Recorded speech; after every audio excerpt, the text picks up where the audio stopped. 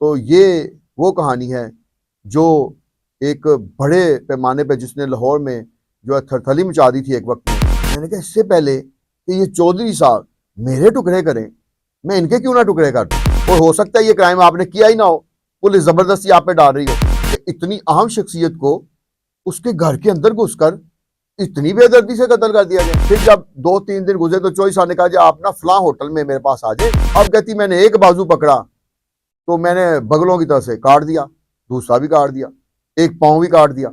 تو اس نے کہا وہ پکڑے کاغذ تو اس نے ایسے ایک دفعہ اور 2 دفعہ پھاڑتے ہوئے کہا ایسے ٹکڑے کیے تھے چوئی صاحب کے۔ میں حیران ہو گیا، پاگل پن اس پہ طاری تھا، کہہ کے لگا رہی تھی، کہتی ایسے مارا میں نے اس کو۔ اور میں یہ جو آپ نے باتیں بتائی ہیں چاہے وہ سرکاری پارٹی کے بڑے اہم عہدیدار ہیں میں ساری لکھوں گا۔ اور پھر میں وہاں سے روانہ ہو گیا۔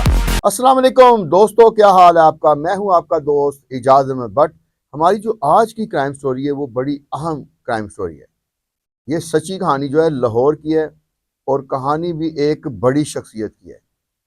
پنجاب کے وزیر اعلیٰ کی جو سرکاری جماعت تھی اس کے پنجاب کے اہم عہدیدار کی یہ کہانی ہے، اور ان کا نام تھا چودھری فیاض۔ چودھری فیاض جو بنیادی طور پہ رہنے والے تو پیچھے سیالکوٹ کے تھے، لیکن وہ لاہور میں آ گئے کیونکہ وزیر اعلیٰ کے ساتھ وہ اکثر ان کی میٹنگ ہوتی تھی۔ ایک روز کیا ہوا کہ وزیر اعلیٰ نے اپنے خاص ایک پی اے سے پوچھا کہ چودھری صاحب کا فون ملا رہے ہیں، ملتا نہیں ہے، تو ذرا پتہ کر کے آؤ وہ کہاں ہیں۔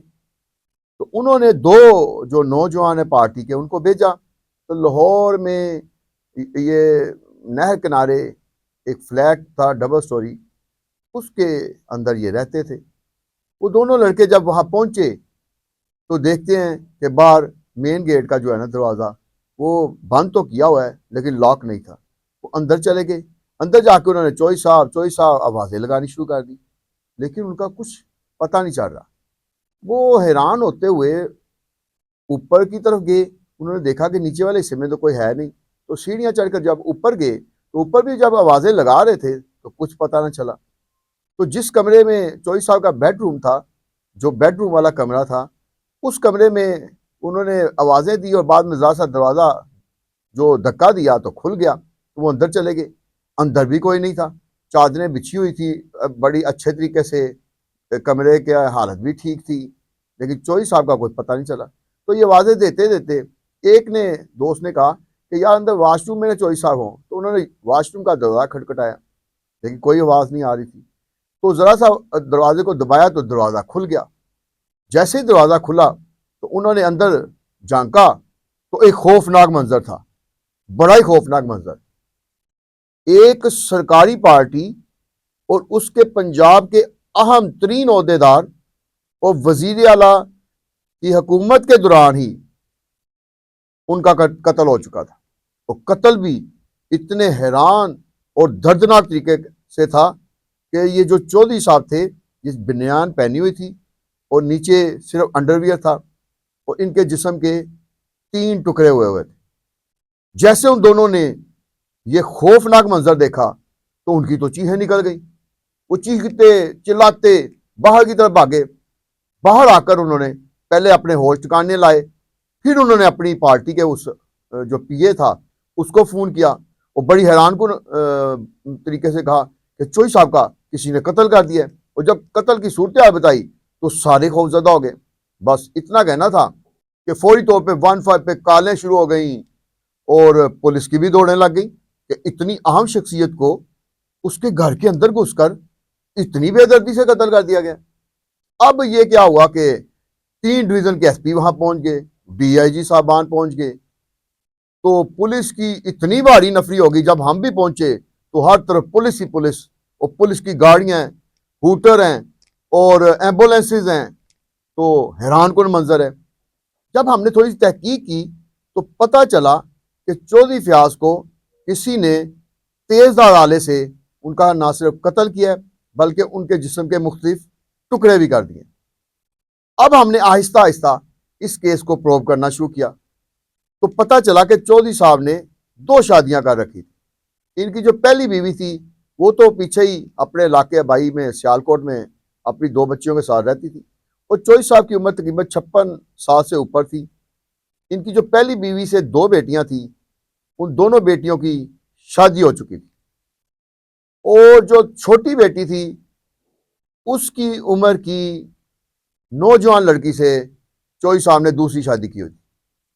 اب جب پولیس آئی تو سارے ڈھونڈنے لگ گئے کہ یہاں لاہور میں اس فلیٹ میں چوئی صاحب کی بیوی بھی ساتھ رہتی تھی، وہ کدھر ہے؟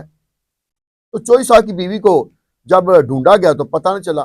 تو پھر یہ ہوا کہ ان کے دوست احباب سے پتہ چلا کہ ان کی جو سیکنڈ مسز ہے ان کا نمبر بھی ایک جو خاتون ایم پی اے سمجھ لیں ان کے پاس موجود تھا، انہوں نے نمبر دے دیا۔ اس نمبر پر کال کی گئی تو ان کی سیکنڈ مسز نے کہا کہ کیا ہوا ہے؟ تو پولیس افسر جو ایس پی تھے انہوں نے کہا کہ چوئی صاحب کا لاہور میں قتل ہو گیا، آپ کہاں ہیں؟ تو قتل کا سنتے ہی جو چوئی صاحب کی سیکنڈ بیوی ہے اس نے چیخنا چلانا شروع کر دیا۔ اس نے کہا میں تو 1 روز قبل ہی شیخ پورہ اپنے بھائی کے پاس آ گئی تھی، اور چوئی صاحب نے مجھے کہا تھا کہ وہ 2 دن کے لیے کہیں کام جانے والے ہیں، تو میں اس لیے ادھر آ گئی تھی۔ اسی دوران پہلی بیوی سے بات ہوئی، پہلی بیوی کی جو بیٹیاں ان تک بھی بات پہنچی، وہ بھی روتی رہیں، اور جو ان کے رشتہ دار تھے چوئی صاحب کے وہ لاہور پہنچ گئے۔ اب یہ سارا معاملہ آگے بڑھ رہا ہے، ایف آئی آر بھی درج ہو گئی، پوسٹ مارٹم بھی کروا لیا گیا، چوئی صاحب کا جنازہ بہت بڑا ہوا۔ اس کے بعد پولیس جو ہے نا انہوں نے ایک ٹیم کو کہا کہ آپ جو ان کی سیکنڈ مسز ہیں ان سے بھی کہیں کہ آ کے بتائیں۔ 2 روز اسی کاموں میں گزر گئے۔ دوسرا روز جب شام ہوئی تو ایس پی نے ان کی سیکنڈ مسز سے کہا کہ آپ لاہور آ جائیں، تو انہوں نے کہا میں آ جاتی ہوں۔ پھر یہاں سے پولیس کی ایک گاڑی بھیجی گئی تو ان کو کہا گیا کہ آپ کو اس حوالے سے لاہور آ کے اپنا بیان دینا ہے۔ وہ لاہور آ گئی، اور جب ان سے پوچھا گیا کہ آپ کیسے گئی تھی تو انہوں نے کہا کہ میں ایسے 2 روز پہلے گئی تھی۔ اب یہ معاملہ نا 3-4 دن اسی طریقے سے، کیونکہ اہم شخصیت تھی، وزیر اعلیٰ کا بھی پریشر تھا، پولیس جو ہے وہ ملزموں کو ڈھونڈ بھی رہی تھی، اور اس دوران جو گھر کے افراد ہیں ان سے آہستہ آہستہ ان کی چال ڈال سے گفتگو سے اندازہ بھی لگایا جا رہا تھا۔ تیسرے چوتھے روز نا پولیس کو شک پڑ گیا۔ پولیس نے کہا کہ جو ان کی سیکنڈ مسز ہے نا یہ جو بیان دے رہی ہے یہ پورا نہیں ہے۔ تو ایس پی نے نا 3 ٹیمیں بنا دی۔ ایک ٹیم کی ڈیوٹی لگائی کہ یہ مسز جس روز گئی تھی اس روز کا سایہ اس علاقے کی ساری سی سی فوٹیج نکالیں۔ تو جب پولیس نے سارا کھنگالنا شروع کیا تو پتہ لگا کہ جس روز قتل ہوا تھا اسی کی صبح سویرے یہ مسز گھر سے نکلی تھی، اور کچھ پیدل چلنے کے بعد انہوں نے ایک رکشہ کرایا تھا، پھر آگے چل کے انہوں نے ایک ٹیکسی لی، تو ٹیکسی کے ذریعے یہ نا شیخ پورہ پہنچی۔ پولیس نے اس رکشے والے کو بھی اور بعد میں اس ٹیکسی والے کو بھی پکڑ لیا، ان سے بیان لیا گیا۔ تو پھر ٹیکسی والے نے کہا کہ مجھے فلاں جہاں پہ انہوں نے جانے کا کہا تھا، اور ایک جگہ رستے میں یہ ایک نالے کے قریب رکی ہوئی تھی، تو پتہ چلا کہ نالے میں انہوں نے کوئی شاپر وغیرہ پھینکا بھی ہے۔ تو یہ سارے جب ثبوت سامنے آئے تو پولیس نے ان کو بلا لیا۔ پولیس نے سب سے پہلا جو ثبوت پولیس کے پاس یہ آیا کہ جتنے جو رشتہ دار تھے، جتنے آنے جانے والے تھے، کیونکہ وہ ایک اہم ترین پارٹی کے رکن تھے، تو ان کے بارے پتہ لگا کہ صبح 9 بجے نا یہ اٹھ کے اخبارات جو ہے نا وہ سارے بنڈل کھول کے پڑھ لیتے تھے۔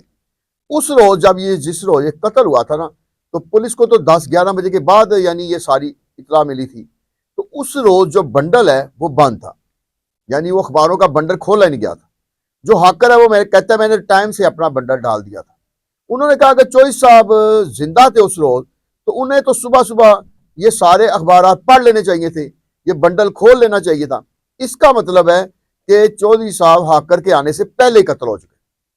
پھر یہ اندازہ لگایا کہ یہ جو ان کی مسز ہیں کیا وہ رات کو یہاں تھیں، تو وہ بھی ثبوت مل گیا وہ وہاں تھی۔ اور سب سے اہم ثبوت یہ ملا کہ چوئی صاحب کی جب لاش اٹھائی گئی تو نیچے ایک رنگ ملی، انگوٹھی جسے کہتے ہیں۔ انگوٹھی جو ہے نا اس کے بارے میں جب تحقیقات کی گئی تو وہ بھی ان کی سیکنڈ مسز کی تھی۔ تو یہاں سے سارا شک ان کی طرف چلا گیا، پولیس نے اس کو پکڑ لیا، اور ہمیں اگلے روز 2 روز کے بعد جب پکڑ لیا گیا تو ہمیں یہ اطلاع ملی کہ ان کی جو مسز ہے اس نے قتل کا اعتراف تو کر لیا ہے، لیکن یہ نہیں بتاتی کہ ان کے ساتھ کون تھا اور انہوں نے کیسے چودھری صاحب کے جسم کے اتنے ٹکڑے کیے. ایک خاتون کیسے کر سکتی ہے؟ ہمیں اطلاع ملی, ہم نے اپنے سورسز لڑائے اور جو ایس پی تھے ان سے متعلقہ ایس پی سے ہم نے بات چیت کی. ہم نے کہا کہ اس خاتون سے ہم نے ملنا ہے. ان دنوں میں میں جنگ اخبار میں تھا. ایس پی ڈی آئی جی جو ہے نا وہ ہماری بات فوری طور پہ مان لیتے تھے کہ جی جنگ سے بھٹ صاحب نے آنا ہے تو انٹرویو کرنا ہے. ایس پی صاحب نے فون کیا, جو متعلقہ انسپیکٹر جن کے انڈر وہ اس روز تھی اور لیڈی جو انسپیکٹر تھی, یہ کیونکہ وومن تھانے میں تھی اس وقت ریس کورس کے, تو مجھے انہوں نے کہا کہ آپ وہاں جا کے نا ان کا انٹرویو کر لیں, لیکن ذرا احتیاط سے کرنا ہے. مجھے یہ احتیاط کی سمجھ نہیں آئی کیونکہ انٹرویو تو ہم نے بہت سارے کیے ہوئے تھے. اچھا, اس روز جب میں وہاں پہنچا ریس کورس تھانے میں تو سردیوں کے دن تھے اور ریس کورس کے جو یہ جو حوالات تھی نا اس کے اندر یہ اکیلی اس دن بند تھی اور یہ زمین پہ وہ بستر لگا کے اس کے اوپر ایک اور بستر بچھا کے اور اوپر رضائی لے کر لیٹی ہوئی تھی. تو مجھے دو لیڈی کانسٹیبل اپنے ساتھ لے گی, تو انہوں نے کہا بٹ صاحب وہ ایس پی صاحب نے کہا کہ آپ نا ان کی حوالات کے باہر ہی رہ کے انٹرویو کریں, آپ اندر نہ جائیں. تو میں نے کہا کیوں؟ کہتے ہیں ان کی دماغی حالت جو ہے نا وہ سٹیبل نہیں ہے. تو میں نے کہا چلے بات کر کے دیکھتے. میں نے اس کو کہا کہ سائرہ بی بی 2-3 دفعہ میں نے آوازیں دی, وہ منہ پہ اس نے رضائی لی ہوئی تھی, وہ اٹھ ہی نہیں رہی تھی.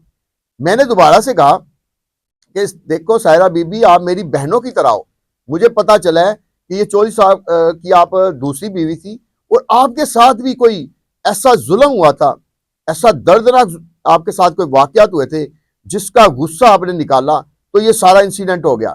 یہ آپ نے کوئی پلاننگ سے نہیں کیا. دیکھیے کیونکہ تمام اخبارات میں اور جو چینلز ہیں اس میں بھی شور مچا ہوا ہے کہ بھئی ایک خاتون نے اتنا خطرناک کرائم کیسے کر لیا, لیکن مجھے پتا ہے کہ آپ کے ساتھ ظلم ہوا ہے. تو جب میں نے 2-3 دفعہ کہا نا کہ آپ میری بہنوں کی طرح ہیں, تو سائرہ نے کیا کیا کہ اپنے منہ سے تھوڑا سا وہ رضائی کو نیچے کیا اور وہ آدھی سی سوئی آدھی جاگی آنکھوں سے مجھے دیکھنے لگی. پہلے پھر میں نے مزید بات کی, میں نے اس کو اعتماد میں لیا.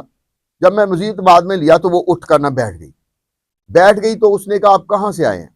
میں نے کہا میں جنگ اخبار سے آیا ہوں, لیکن میں نے کوئی اس کا یعنی ہم نے کوئی خبر نہیں دینی, میں تو صرف اس لیے آیا ہوں کہ آپ کے ساتھ کیا ایسا ظلم ہوا ہے کہ جس کی وجہ سے آپ نے اتنا بڑا کرائم کر دیا ہے, اور ہو سکتا ہے یہ کرائم آپ نے کیا ہی نہ ہو, پولیس زبردستی آپ پہ ڈال رہی ہو. تو آپ کے ساتھ جو ظلم ہوا ہے نا, میں اس ظلم کو سامنے لانا چاہتا ہوں, کیونکہ آپ کو ظالم بنا کر تو پورے معاشرے میں, پورے پاکستان میں, کیا انٹرنیشنل لیول پہ یہ خبر گئی ہوئی ہے کہ ایک خاتون نے ایک جو اس وقت کے وزیر اعلیٰ ہیں ان کی سرکاری جماعت کے سب سے اہم عہدیدار کو اس طرح قتل کیا ہے. تو پوری دنیا میں یہ خبر پھیلی ہوئی ہے. میں آپ کی سائڈ سے جو ہے نا خبر کا اینگل دینا چاہتا ہوں. تو وہ نہ اس نے رضائی اتاری تو اٹھ کے نہ جنگلے کے پاس آ گئی. پھر میں نے دیکھا 5 فٹ 8 انچ اس کی ہائٹ, لمبی اور جوان لڑکی تھی. 28-29 سال اس کی, بلکہ 27 سال میرا خیال ہے اس کی عمر تھی. تو وہ جب میں نے اس کا حلیہ دیکھا اور اس کی ہائٹ دیکھی, اس کی بات چیت کا انداز دیکھا, تو مجھے لگا کہ یہ کافی پڑھی لکھی ہے. تو میں نے اس کو کہا کہ آپ مجھے چھوڑیں اس واقعہ کو, مجھے شروع سے بتائیں کہ آپ کی ایجوکیشن کہاں سے ہوئی, آپ کے بہن بھائی کتنے ہیں.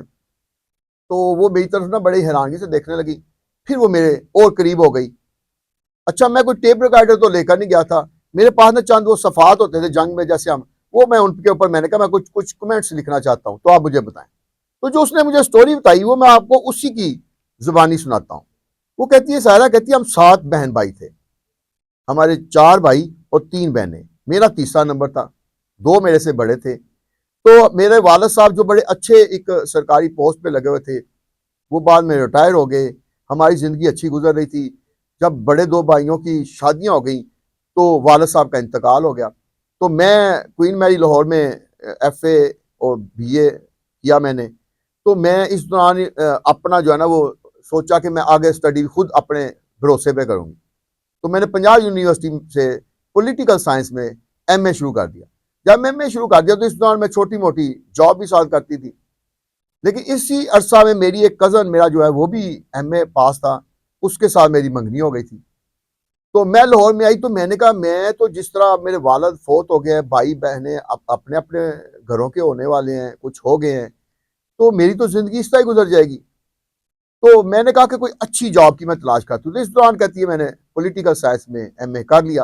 ایم اے کر کے 1-2 سال میں وہیں لاہور میں ہی جاب شروع کر دی چھوٹی موٹی، لیکن کوئی اچھی جاب نہیں مجھے مل رہی تھی۔ اس دوران کیا ہوا کہ ایک روز میں اپنی ایک سہیلی کی شادی پہ گئی، تو وہاں میں نے کالے رنگ کا سوٹ پہنا ہوا تھا، اور میں اپنی دوستوں سے کہہ کے لگا رہی تھی، تو میری ہائٹ کیونکہ ساری دوستوں میں زیادہ تھی، تو یہ چودھری صاحب بھی نا اس ایونٹ میں آئے ہوئے تھے۔ اب مجھے نہیں پتا تھا کہ یہ سرکاری پارٹی کے اہم عہدے دار ہیں، تو یہ 2-3 دفعہ بہانے سے میرے کبھی دائیں سے گزرے کبھی بائیں سے گزرے، تو میں اس وقت وہ کھلنڈرا پان تھا، گفتگو کرتی رہی۔ تو چودھری صاحب نے نا کیا کیا کہ ایک دفعہ مجھے پاس ہو گئے، مجھے کہتے کہ آپ کیا کرتی ہیں؟ تو میں نے کہا جی میں آج کل، مذاق میں کہا کہ میں آج کل نئی نوکری کی تلاش کرتی ہوں۔ تو چودھری صاحب نے مجھے اپنا کارڈ دے دیا وزٹنگ۔ جب میں نے پڑھا تو میں نے کہا یہ تو کافی اہم عہدے پہ ہیں۔ تو انہوں نے کہا کہ آپ کیسی جاب تلاش کر رہی؟ تو میں نے کہا میں جی چاہ رہی ہوں کہ کوئی اچھی ایگزیکٹو لیول کی جاب ہو تاکہ میں کہیں بیٹھ کے ٹک کے کام کر سکوں۔ انہوں نے کہا کل میرے یہاں آفس میں آپ آ جائیں تو میں آپ کو ایک اچھی جاب دلا دوں گا۔ کہتی کہ ہم تھوڑا کہانی کو فاسٹ کر لیتے ہیں۔ کہتی جی میں اگلے روز جو اپنا چھوٹا بھائی میرا آیا ہوا تھا لاہور، اس کو لے کے چودھری صاحب کے آفس پہنچ گئی۔ چودھری صاحب نے میرے لیے اور بھائی کے لیے بڑا انتظامات کیے، چائے شائے یہ وہ۔ ہم نے جب وہ کولڈ ڈرنکس چائے وغیرہ پی لی تو چودھری صاحب نے کہا آپ کس لیول کی جاب چاہتی ہیں؟ میں نے کہا آپ کس لیول کی جاب؟ کہتے میں ہر لیول کی دلا سکتا ہوں۔ تو میں نے کہا مجھے کسی بینک میں اچھی جاب ہے۔ انہوں نے کہا کہ بینک میں اچھی جاب تو مینیجر کی ہوتی ہے، تو میں آپ کو بینک میں مینیجر لگوا دیتا ہوں۔ میں حیران ہوگی کہ سیدھا مینیجر کیسے لگوائیں گے؟ انہوں نے کہا میں لگوا دوں گا۔ میں بہرحال ان سے کہا کہ ٹھیک ہے آپ کریں میرے لیے کوشش۔ میں باہر نکلنے لگی تو مجھے اور میرے بھائی کو باہر تک چھوڑنے کے اگلے روز انہوں نے کہا کہ کل یا پرسوں آپ میرے پاس دوبارہ آ جائیں۔ میں دوبارہ چلی گئی تو میں حیران ہوگی کہ انہوں نے ایک بینک کے اہم عہدے دار کو اپنے پاس بلایا ہوا تھا، تو ان سے انہوں نے کہا کہ جی یہ مس سائرہ ہیں، تو ان کے مینیجر کے لیے جو ہے نا آپ نے جاب کا جو ہے نا وہ لیٹر تیار کرنا ہے۔ وہ آگے یس سر کر رہے تھے۔ وہ پتہ چلا کہ جی وہ تیار ہو گیا۔ وہ جب چلے گئے تو میں بڑی خوش ہوئی، حیران بھی ہوئی۔ اچھا وہ چودھری صاحب نے کہا کہ جی ایک ہفتے کے بعد نا آپ کا لیٹر شیٹر سارا کچھ آ جائے گا، آپ جاب آئیں۔ تو میں بڑی خوش ہو گئی، میں چلی گئی۔ جب چلی گئی تو پھر جب 2-3 دن گزرے تو چودھری صاحب نے کہا جی آپ نا فلاں ہوٹل میں میرے پاس آ جائیں۔ تو میں نے کہا میں اپنے بھائی کو بھی لے کے آؤں۔ اس نے کہا بھائی کو بھی لے آؤ۔ ہم وہاں گئے تو بات چیت چلتی رہی، کھانا شانا کھایا۔ تو اس کے بعد انہوں نے کہا کہ میں آپ سے کچھ علیحدگی میں بات کرنا چاہتا ہوں، تو آپ اپنے بھائی کو تھوڑی دیر کے لیے دائیں بائیں کہیں بھیج دیں۔ کہتی میں نے بہانے سے بھائی کو بھیج دیا۔ تو چودھری صاحب نے کہا کہ یہ پکڑیں اپنا لیٹر، آپ کی اپوائنٹمنٹ ہو گئی ہے، کل سے آپ اپنی جاب پہ بیٹھیں، لیکن میں آپ کو ایک اور آفر کرنا چاہتا ہوں۔ کہتی میں حیران ہوگی کیا آفر ہے؟ کہتے کہ جی آپ جاب کریں گی، جاب کرتے کرتے کئی سال گزر جائیں گے، اور اس کے بعد پھر جاب کے ذریعے آپ کو اچھی ایک یعنی سیلری ملے گی، پھر آپ کی شادی ہوگی۔ تو میں جو نا پہلے شادی شدہ ہوں، میری 2 بیٹیاں بھی ہیں، انہوں نے عمر بھی بتا دی مجھے کہ ایک 24 سال کی، ایک 25-26 سال کی ہے، تو وہ بچیاں میری شادی شدہ ہیں، لیکن میرے گھر کوئی بیٹا نہیں پیدا ہوا۔ تو مجھے خواہش ہے کہ ہماری اتنی بڑی جائیداد ہے تو میرا بیٹا کوئی نہیں ہے، تو اب میری جو پہلی مسز ہے ان سے اولاد بھی نہیں ہو سکتی، تو میں چاہتا ہوں کہ میں آپ کو پازیٹیو طریقے سے شادی کی آفر کرتا ہوں۔ اگر آپ میرے ساتھ شادی کر لیں، میں آپ کو گھر بھی لے دوں گا، آپ کو گاڑی بھی لے دوں گا، اور آپ کی آگے والی زندگی بھی سہل ہو جائے گی، اور ہو سکتا ہے اللہ تعالیٰ میں کوئی بیٹا بھی دے دے۔ اور اس نے چودھری صاحب نے مجھے بڑے پازیٹیو طریقے سے کہا کہ اگر آپ میری یہ تجویز کو صرف غور کر لیں، جاب تو آپ کریں کل سے، تو تجویز کو غور کر لیں، اگر آپ کو سمجھ آئے تو آپ کو یہ کوئی جاب شاب کرنی نہیں پڑے گی۔ میں نے کہا ٹھیک ہے میں سوچوں گی۔ پھر میں نے اپنے بھائی کو بلایا، ہم چلے گئے۔ اس رات جب میں جس جگہ ہاسٹل میں رہ رہی تھی میں وہاں چلی گئی، میں سوچتی رہی، میں نے اپنے صاحب کا جو منگیتر اس کے بارے میں سوچا، وہ بھی ایک کلرک تھا۔ تو میں نے کہا یا تو ساری عمر کلرک کے ساتھ زندگی گزاروں، بینک کی ملازمت پتہ نہیں آج ہے کل پھر چھوٹ جائے، کیونکہ یہ کوئی مستقل تو ہے نہیں، تو میری جو زندگی ہے وہ ساری اسی والے سے گزرے گی، کیا نام ہے، ایک کلرک کی وائف کے طور پہ۔ میں سوچتی رہی، پھر میں نے اگلے دن بھی سوچتی رہی۔ تیسرے دن نا چودھری صاحب کو میں نے کہا کہ میں آپ کو نا جواب دینا چاہتی ہوں۔ انہوں نے کہا ٹھیک ہے جو تمہارا دل کرے. تو انہوں نے چوہی صاحب نے نا اس کو پھر ایک ہوٹل میں بلایا, اوپن ہوٹل میں جہاں عام لوگ اور دوسرے لوگ بھی بیٹھے ہوتے لیکن اچھے لیول کا ہوٹل. پھر ایک ڈنر کروایا. تو انہوں نے کہا کیا سوچا ہے تم نے؟ تو یہ کہتی ہے کہ میں نے یہ سوچا ہے کہ مجھے جاب کرنے کی بجائے نا آپ سے شادی کر لینی چاہیے تاکہ میرا مستقبل جو ہے نا وہ محفوظ ہو جائے. اور اس دوران میں نے اپنے منگیتر سے ہی بات کی ہے اور اس کو بھی میں نے کہہ دیا ہے کہ میں آپ سے سوری شادی نہیں کر سکتی, میری ایک اچھی جگہ پہ شادی ہو رہی ہے. کہتی اس دوران میں نے اپنے بھائیوں سے بات کی تو وہ بڑے گرم ہوئے کہ اتنی بڑی عمر کا شخص ہے, تم کیسے شادی کرو گے؟ میں نے کہا میں انڈیپینڈنٹ ہوں, میں آپ کے ساتھ نہیں رہتی, ابو امی پہلے فوت ہو چکے ہیں, تو میں نے اپنا مستقبل دیکھنا ہے. تو کہتی میں نے اپنی ساری فیملی کے ساتھ منگیتر کے ساتھ بھی لا تعلق کر دیا, لیکن میرے 2 چھوٹے بھائی جو تھے انہوں نے کہا کہ نہیں ہم آپ کے ساتھ دیں گے. تو آخر کا یہ فیصلہ ہوا کہ ہم بڑی سادگی سے نا نکاح کر لیں گے. میرا ایک سادگی سے نکاح ہو گیا. چودھری صاحب کے چند دوست آئے, میرے وہ چھوٹے بھائی اور کچھ چند عزیز و اقارب آئے. نکاح بڑے اچھے طریقے سے ہو گیا. چودھری صاحب نے مجھے کہا کہ کچھ عرصہ جب تک آپ کو نیا گھر نہیں ملتا تو میں آپ کو کیا یہ جو لاہور کا اس جماعت کا جو آفس ہے, سرکاری جماعت کا آفس, وہاں ایک اوپر کمرے میں رکھوں گا. انہوں نے رکھ دیا. شروع میں کہتی ہے کہ مجھے تو ایسے لگ رہا ہے جیسے مجھے پر لگ گئے ہیں. کبھی چودھری صاحب مجھے ایک جگہ پہ لے کے جا رہے ہیں, مہنگی مہنگی گاڑیاں تھیں ان کے پاس, مہنگے ہوٹلوں میں ہم جا رہے ہیں. تو جس سے چودھری صاحب میرا تعارف کراتے ہیں وہ حیران ہو جاتا ہے اور مجھے بڑی تحسین کے نظر سے دیکھتا ہے, کیونکہ ایک تو ہائٹ تھی, خوبصورتی تھی, دوسرا نوجوان تھی, چودھری صاحب سے عمر میں 25-30 سال چھوٹی تھی. تو اس وجہ سے جو ہر بندہ جو ہے نا جو بھی دیکھتا تھا تو وہ حیران رہ جاتا تھا. سلسلہ چلتا رہا. تو اس دوران لیکن چودھری صاحب کی مجھے کچھ عادتوں کا پتہ نہیں تھا. چودھری صاحب نے وہ سرکاری جماعت کا جو آفس تھا نا اس کے اوپر والے حصے میں کچھ چودھری صاحب کی ایسی عادتیں تھیں کہ شراب و شباب. تو چودھری صاحب کا تھوڑے شوق تھے کہ وہ شراب اور شباب جو ہے نا وہ آفس میں ہی بلا لیتے. رات کو ان کی لیٹ نائٹ پارٹیاں چلنی, دوست بھی آ جاتے تھے, خواتین کے کہہ بھی سنائی دیتے, اور سمجھ نہیں آتی تھی کہ چودھری صاحب کیا کرتے. رات لیٹ نائٹ تک آتے تھے لیکن مجھے پورا ٹائم دیتے. تو میں نے ان کو 1-2 دفعہ کہا کہ آپ ان لوگوں کو یہاں لے آتے ہیں, ساتھ میرا کمرہ ہوتا ہے, میرے کمرے کا دروازہ بھی آپ نے کھلا چھوڑا ہوتا ہے, کسی وقت بھی کوئی میرے کمرے میں آ سکتا ہے, تو آپ ان لوگوں کو یہاں نہ بلایا کریں, باہر کوئی پارٹیاں رکھ دے رہے. تو چودھری صاحب نے نا کہا کہ نہیں یہ ہماری لائف میں یہ چلتا رہتا ہے. تو کہتی ٹائم گزرتا رہا. لیکن ایک روز کیا ہوا کہ چودھری صاحب مجھے ایک جگہ پہ لے گئے, لیڈی ادھر ڈاکٹر بھی تھی, کیونکہ ہماری شادی کو کافی ماہ گزر گئے تھے.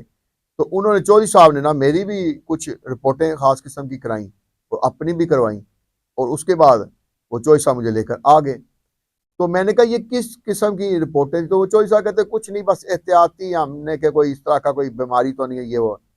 تو کہتی ہے کوئی سلسلہ چلتا رہا. لیکن اس واقعہ کے تقریباً 1-2 ہفتے کے بعد نا چودھری صاحب کا میرے ساتھ جو رویہ تھا نا وہ تھوڑا سخت ہوتا گیا. وہ اتنا سخت ہوتا گیا کہ جب میں نے ذرا سا یہ اعتراض کرنا کہ چودھری صاحب آپ کے جو اوپر ایسے لوگوں کو بلا لیتے ہیں, تو چودھری صاحب مجھے نہ صرف سخت کلامی بلکہ گالم گلوچ بھی دینا شروع ہو گئے. اور ایک روز کیا ہوا کہ میں نے رات کو چودھری صاحب شراب کے نشے میں جب آئے تو میں نے ان کو سختی سے کہا, تو چودھری صاحب آگے اتنے غصے ہوئے تو انہوں نے مجھے تھپڑ مار دیا.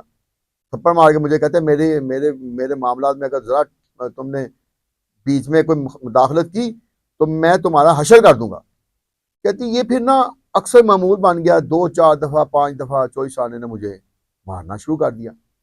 میں اب حیران تھی کہ جس بندے کے لیے میں نے اپنی ساری زندگی جو ہے نا وہ اپنے سارے رشتہ داروں سے الگ ہو گئی, میں اپنی زندگی ایک قسم کی برباد کر لی, اس بندے نے یہ میرے ساتھ کیا کیا ہے؟ تو کہتے یہ معاملات پھر بھی چلتے رہے, لیکن وہ میں نے بھی نہ آگے سے اونچی اونچی بولنا شروع کر دیا. جب میں نے چیخنا چلانا شروع کر دیا نا تو جو ان کے ساتھی تھے ان تک بھی باتیں جاتی تھی. کچھ عرصے بعد نا پارٹی کی جو قیادت تھی ان تک باتیں پہنچی کہ رات کو چودھری صاحب ان کی مسز کا جھگڑا ہوتا ہے اور بڑی اونچی آوازوں میں جھگڑا ہوتا ہے. تو یہ فیصلہ کیا گیا کہ چودھری صاحب سے کہا جائے کہ یہاں سے آپ پارٹی آفس کے اوپر جو فلیٹ ہے وہ چھوڑیں اور آپ کوئی اور فلیٹ. پھر انہوں نے ایک یہ نیا فلیٹ جو نہر کے کنارے قریب واقع تھا وہ لیا, ڈبل سٹوری, اور انہوں نے وہاں رہنا شروع کر. کہتی ہے جب یہاں رہنا شروع ہوا تو پھر چودھری صاحب بالکل ہی ہتھے سے اکھڑ گئے. پھر وہ کہتے تھے کہ اب کس نے سننا ہے, وہاں جو ان کے دوست آتے تھے ان کے ساتھ وہی پرانا سلسلہ چلتا رہتا, اور میں جب بولتی تو مجھے تھپڑ مار دینا۔ ایک روز کیا ہوا کہ ہماری شادی کا وہ سال ہو گیا، سالگرہ کا دن تھا تو آنے والا تھا اگلے روز، تو میں نے چوئی صاحب سے ایک دن پہلے کہا کہ کل ہماری اینیورسری ہے، کل آپ اور میں اپنا ٹائم گزاریں گے۔ کہتی میں نے نا ساری رات بیٹھ کے سوچا کہ اب تو میں نے ساری دنیا ان کے لیے چھوڑ دی ہے، تو لہٰذا اب مجھے ہی اپنے آپ کو ان کے ساتھ ڈالنا ہوگا۔ تو میں نے ڈالنے کے لیے یہ فیصلہ کیا کہ کل ہماری اینیورسری ہے، میں کیک بھی خود بناؤں گی، میں سارے گھر کو بھی سجاؤں گی اور بیڈ روم کو خاص طور پہ سجاؤں گی، اور چوئی صاحب جب آئیں گے تو ان کو ویلکم کروں گی۔ تو میں نے ایک روز پہلے ان کو بتا دیا، تو چوئی صاحب نے کہا کہ ٹھیک ہے، تم یاد رکھنا، میں بھی یاد رکھوں گا۔ لیکن اگلے روز آنے سے پہلے، یعنی جس اگلے روز جب ان کی اینیورسری، رات کو چوئی صاحب نے پھر اپنے دوستوں کو بلا لیا، پھر ہلا گلا چل رہا ہے، شرابیں چل رہی ہیں، سارا کچھ چل رہا ہے۔ کہتی کہ آدھی رات کے وقت نا میں نے چوئی صاحب آئے فارغ ہو کے، جب ان کے دوست چلے گئے تو میں نے ان کو کہا کہ آپ نے پھر بلا لیا۔ تو آج ہماری شادی کی سالگرہ تھی، میں نے 12 بجے کے بعد کیک کاٹنا تھا، لیکن آپ نے کوئی رات کا مزید ٹائم لیٹ کرا دیا، تو آپ یہ بھی نہیں دیکھتے کہ آپ کی بیوی ساتھ والے کمرے میں اکیلی ہے۔ تو کہتے ہیں کہ چودھری صاحب نے ایک دم غصے میں آگے مجھے گالیاں دی، تھپڑ مارا اور مجھے بیڈ پہ گرا دیا۔ ابھی میں ہوش بھی نہیں سنبھال سکی تھی، چودھری صاحب نے دائیں بائیں دیکھا اور نیچے ان کا جوتا پڑا تھا، وہ جوتا اٹھایا اور میرے سر پہ 2-3 جوتے رسید کر کے تو مجھے کہتے ہیں کہ میرے معاملے میں تم ذرا بھی آئی نا تو تمہارے میں ٹکڑے ٹکڑے کر دوں گا۔ کہتی یہ کہہ کے نا چوئی صاحب تو ایک دم بیڈ پہ گرے ہیں، وہ کیونکہ ان کو نشہ ہوا تھا، بیڈ کے گرنے کے تھوڑی دیر کے بعد بس سو گئے۔ اب میں بیڈ سے نہ نیچے ہو گئی، زمین پہ کلین بچھا ہوا تھا، نیچے بیٹھ کے میں رونا شروع ہو گئی۔ میں نے کہا سائرہ اور کرو ایسی شادی، اس بندے کے لیے تم نے اپنی ساری فیملی کو چھوڑا، اس بندے کے لیے تم نے اپنے بچپن کے منگیتر کو چھوڑا، اس بندے کے لیے تم نے اپنی ایم اے پاس ہونے کے باوجود اپنی زندگی کو ایک بڑی عمر کے شخص کے ساتھ پیوست کر دیا، اس شخص کے لیے جو آج تمہیں جوتے مار رہا ہے اور اس رات کو مار رہا ہے جب تمہاری اینیورسری ہے۔ تو اس کے بعد نا چودھری صاحب کے خراٹوں کی آواز اور تیز ہو گئی۔ تو مجھے ایسے لگا یہ خراٹے نہیں ہیں، یہ ایک ایسے بھیانک جو ہیں جن یا اس طرح کی کوئی مخلوق ہیں جو بار بار میرا گلا دبانے کی کوشش کر رہے ہیں۔ اور پھر مجھے چودھری صاحب کا ساتھ میں وہ ڈائلاگ یاد آئے جو انہوں نے سونے سے پہلے میرے ساتھ بولا تھا کہ میں تیرے ٹکڑے ٹکڑے کر دوں گا۔ کہتی ایک دم میں نے اپنے آنسو پونچھے اور میں نے جو ہے نا ایک روبوٹ کی طرح اٹھی، میں نے کہا اس سے پہلے کہ یہ چودھری صاحب میرے ٹکڑے کریں، میں ان کے کیوں نہ ٹکڑے کر دوں۔ تو میں وہاں سے گئی کچن میں، تو میں نے کہا چودھری صاحب بھی 6 فٹ ہائٹ کے بندے ہیں، تو ان کو مارنا پکڑنا کوئی اتنا آسان تو نہیں ہے، لیکن وہ نشے میں تھے۔ میں نے دائیں بائیں دیکھا تو مجھے نا کپڑے دھونے والا وہ ڈنڈا نظر آیا، میں نے وہ اٹھایا اور آ کے آنکھیں بند کی اور چودھری صاحب کے سر پہ نا میں نے وہ ڈنڈے 3-4 رسید کر دی۔ جب وہ ڈنڈے پڑے خون نکلنا شروع ہو گیا، خون نکلا تو چودھری صاحب جو ہے نا وہ پہلے آدمی سے سوئے ہوئے تھے، اس سے مزید ان کی حالت اس طرح کی ہو گئی کہ وہ ہل بھی نہ سکے۔ کہتی مجھے پھر سمجھ نہیں آئی، میں نے کہا انہوں نے میرے ٹوٹے ٹوٹے کرنے تھے، چھوڑوں گی نہیں میں ان کو۔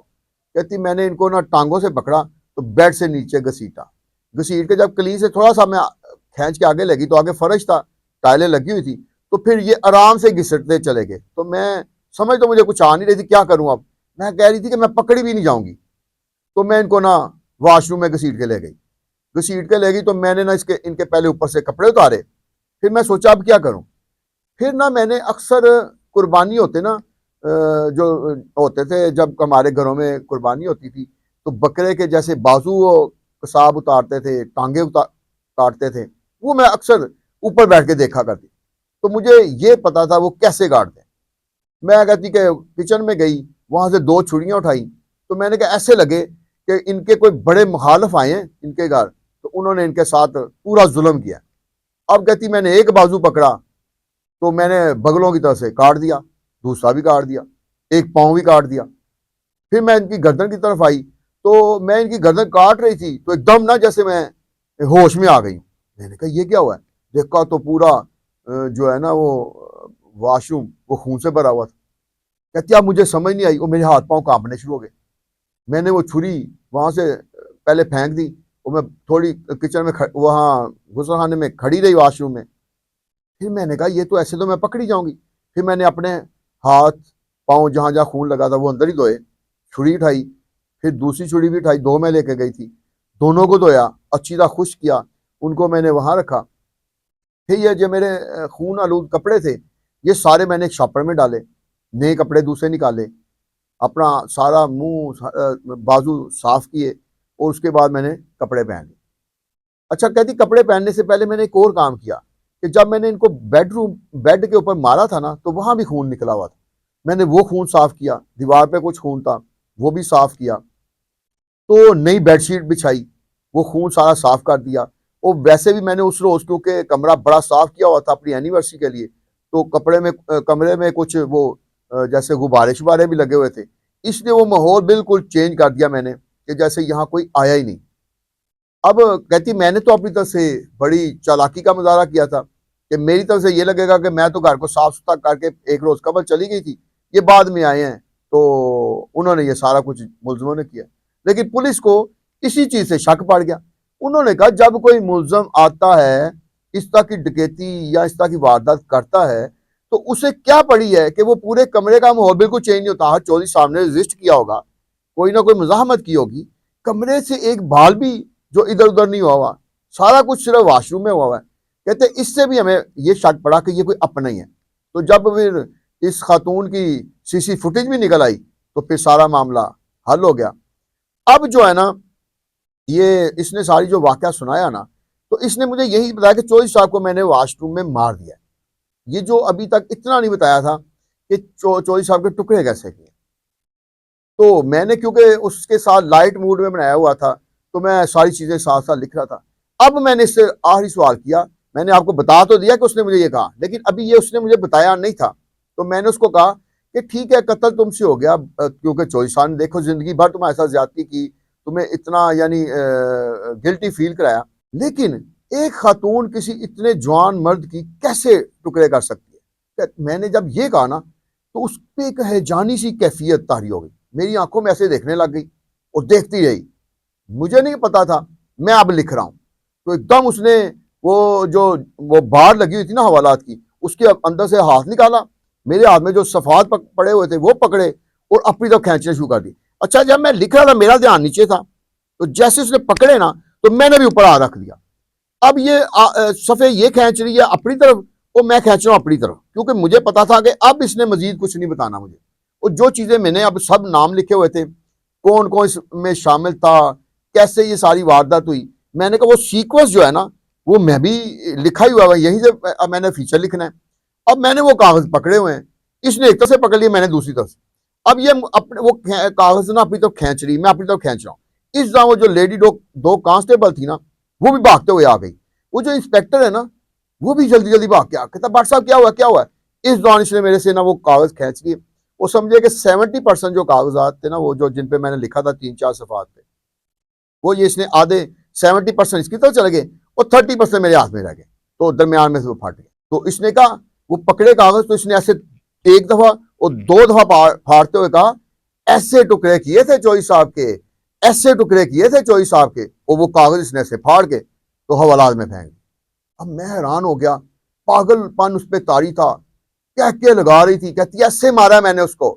مجھے کہتا تھا تو میرے دل کی رانی ہے, اور اپنی دل کی رانی کو اس نے جوتے مارے اینیورسری والے دن, پھر ایسے میں نے اس کے ٹکڑے کیے. اب وہ کتنی دیر نا اس ہیجانی کیفیت میں رہی, تو مجھے وہ انسپیکٹر بار بار کہہ رہا ہے, دونوں کانسٹیبل کہہ رہے سر آپ پیچھے آ جائیں, آپ کمرے میں آ جائیں. میں نے کہا نہیں میں یہاں سے نہیں جاؤں گا. اب وہ کہتے کیا کریں, میں نے کہا مجھے ذرا گفتگو کرنے دیں, میں تھوڑا سا پیچھے تو ہٹ گیا جنگلے سے. میں نے کہا سائرہ میں یہاں سے جاؤں گا نہیں, میں نے تمہیں بھائی بولا ہے, اب دوبارہ یہاں میں نے کہا سائرہ میں یہاں سے جاؤں گا نہیں, میں نے تمہیں بہن بولا ہے, اور اب بھی میرے دل میں آپ کی قدر ویسی ہی ہے ایک بہنوں کی طرح, آپ کے ساتھ بھی ظلم ہوا ہے, تو آپ نے اس ظلم کا اپنے طریقے سے بدلہ لیا ہے. حالانکہ ہے تو یہ غیر قانونی اقدام, لیکن آپ نے اپنے طریقے سے اس کا بدلہ لیا ہے. تو اگر میں اب یہاں سے چلا گیا تو آپ کو یہ لگے گا کہ میں یہ سارا فیچر آپ کے خلاف لکھوں گا, تو میں ایسا نہیں کروں گا. آپ میری بہن ہیں, جو آپ نے باتیں بتائی ہیں میں اس کو پورے انصاف سے لکھوں گا, لیکن یہ میں لکھ تب سکوں گا کہ یہ جو صفحے آپ نے پھاڑ کے پھینکے ہیں یہ اٹھا کے مجھے دیں.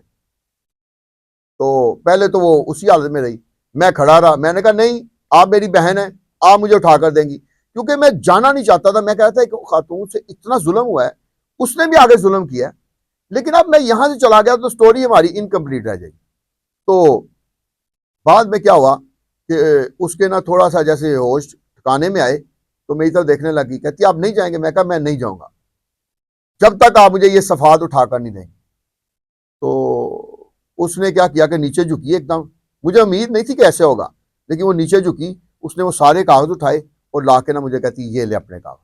میں نے پکڑ لی، میں نے کہا بہت شکریہ آپ کا، میں آپ کو یقین دلاتا ہوں یہ اخبار آپ کے پاس پہنچے گی، جنگ اخبار پہ ہم فیچر دیں گے اور یہ آپ تک پہنچے گی، اور میں یہ جو آپ نے باتیں بتائی ہیں چاہے وہ سرکاری پارٹی کے بڑے اہم عہدیدار ہیں میں ساری لکھوں گا۔ اور پھر میں وہاں سے روانہ ہو گیا۔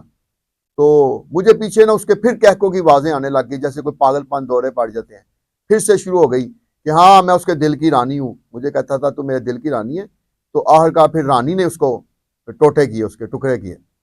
بہرحال میں وہاں سے آ گیا، میں نے اس پہ فیچر دے دیا۔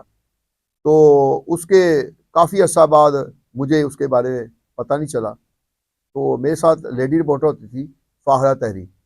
ایک روز نا جیل میں خواتین کا ایک گروپ لے کے گیا، تو کیونکہ وہاں خواتین کو جانے کی اجازت تھی، تو اس نے بتایا، فاہرہ تحریر صاحبہ نے مجھے بتایا کہ وہ جو سائرہ تھی نا وہ تو بالکل ایسے چینج ہو گئی تھی۔ میں نے کہا کیسے؟ کہتے جب تک کیس چلتا رہا نا تو وہ کچرے میں، اور ایسے اس نے ظاہر کیا کہ وہ جیسے پاگل ہے، تو اس کا جو ہے نا وہ سارا جو کپڑے ہیں نا ان کے اندر ہی اس نے پہانا بھی کر دینا کئی دفعہ۔